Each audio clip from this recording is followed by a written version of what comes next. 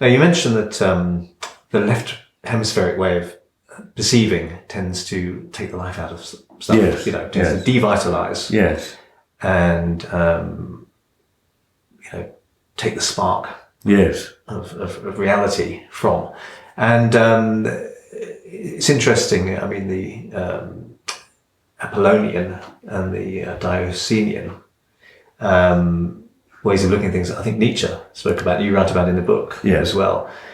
Seems to mirror the divide between something being stale and dead and something being alive and fresh. It possibly does, although there's more to the Apollonian than just the sort of rather deadening aspects of the left hemisphere. But there is clearly some form of a parallel between the Apollonian and the left hemisphere and the Dionysian and the right. Right. Okay. I don't dispute that, but again, the right hemisphere is much more together than the Dionysian suggests.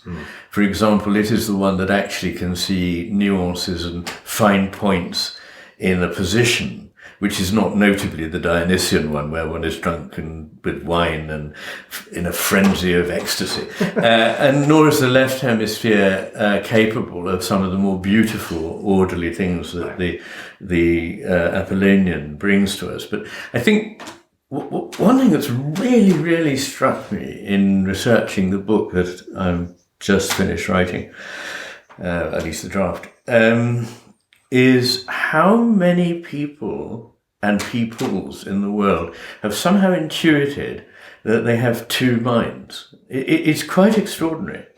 I mean, speaking of Nietzsche said that we ought to have two brain chambers. I mean, he didn't know that the hemispheres did this, but one for doing science and one for doing the sort of things which we need to be engaged with in order to understand them.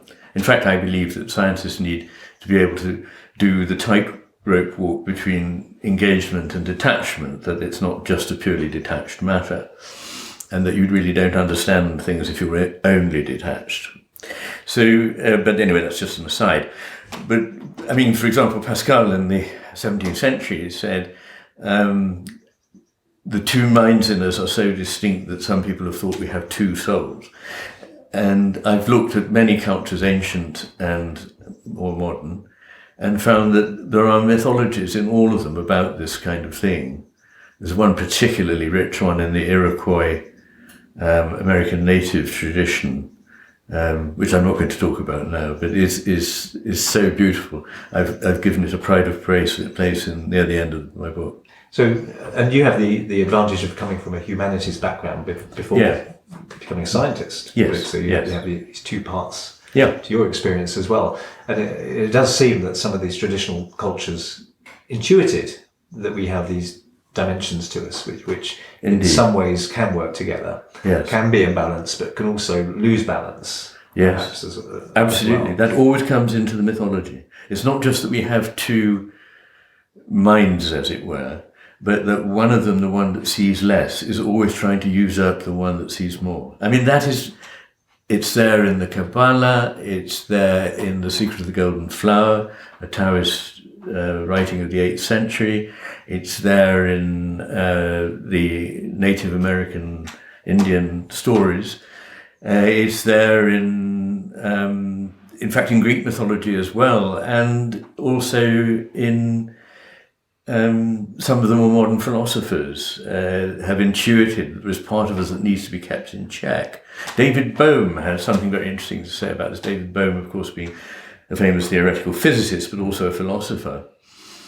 And he said, thought is always telling you it's not doing anything. It's just giving you life as it is. But in fact, it's busy selecting. You think you run thought, but thought runs you.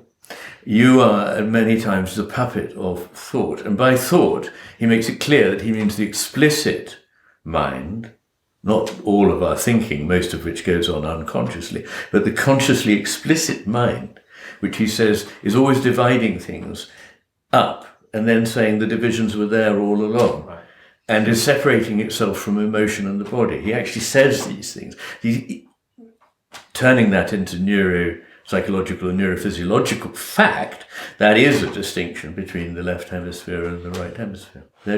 This idea that there is a usurper that is telling you what it thinks will soothe you while it offers you something that it's got its own agenda for, is very interesting. And it's, of course, the story also of the serpent and the apple.